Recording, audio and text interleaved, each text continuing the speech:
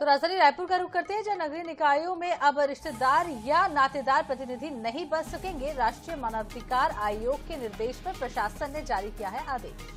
तो वाकई नेहा ये बहुत बड़ी खबर है और ये फैसले का इंतजार काफी समय से किया जा रहा था, क्योंकि महिला जनप्रतिनिधियों के स्थान पर परिजनों की भूमिका रहती है अक्सर। तो इस पर अब रोक लगा दी गई है। तो छत्तीसगढ़ समेत कई राज्यों को नोटिस जारी कर दिया गया है। तो सुप्रीम कोर्ट के निर्देश के तहत नियमों का अब सख्ती से पालन किया जाएगा और अब निर्वाचित प्रतिनिधि ही निभाएंगे प्रशासनिक जिम्मेदारी। बिल्कुल, कई बार ये सुनने में मिलता था कि सरपंच पति, तो ये इस तरह की भूमिकाएं जो है वो खत्म हो जाएंगी अब। तो छत्तीसगढ़ समेत कई राज्यों को नोटिस जारी किया गया है। सुप्रीम कोर्ट के निर्देश के तहत नियमों का सख्ती से पालन होगा और अक्सर ग्रामीण क्षेत्रों में इस तरह की एक्टिविटी देखने को मिलती है कि पदाधिकारी या पद पर पत्नी बैठी होती है, लेकिन काम जो है वो पति कर रहा होता है।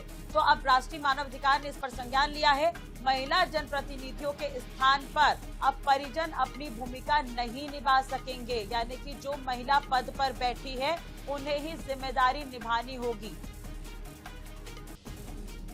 चलो इसी खबर पर ज्यादा जानकारी के लिए बात करेंगे। मोनिका दुबे हमारे साथ जुड़ गई हैं। मोनिका, एक तरह से देखा जाए तो इस फैसले का काफी समय से इंतजार किया जा रहा था। कुल मिलाकर शॉर्टकट में अगर हम इसे समझे तो सरपंच पति जैसे टर्म जो है वो अब पूरी तरह से खत्म हो जाएंगे, सख्ती उस पर दिखाई जाएगी।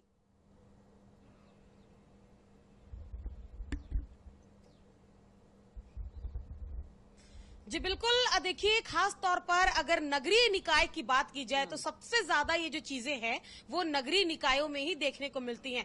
अक्सर जो निर्वाचित जो सदस्य होते हैं उसके स्थान पर या तो उसके पति या तो बेटा या तो रिश्तेदार या पिता, ये तमाम जो लोग हैं वो भूमिका निभाते नजर आते हैं। साथ ही साथ गाड़ियों के सामने लिखाकर भी घूमते हैं पार्षद पति, सरपंच पति।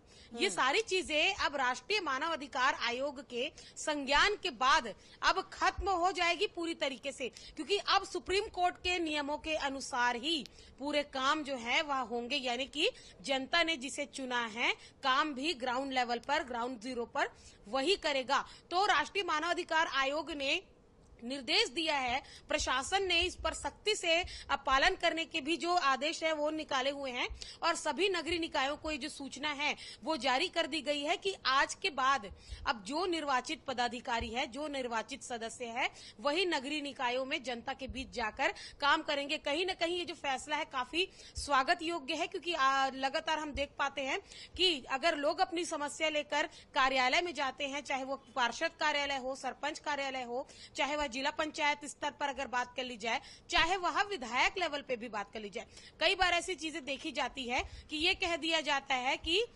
विधायक नहीं है, सरपंच नहीं है, पार्षद नहीं है, लोगों के काम अक्सर रुक जाते हैं।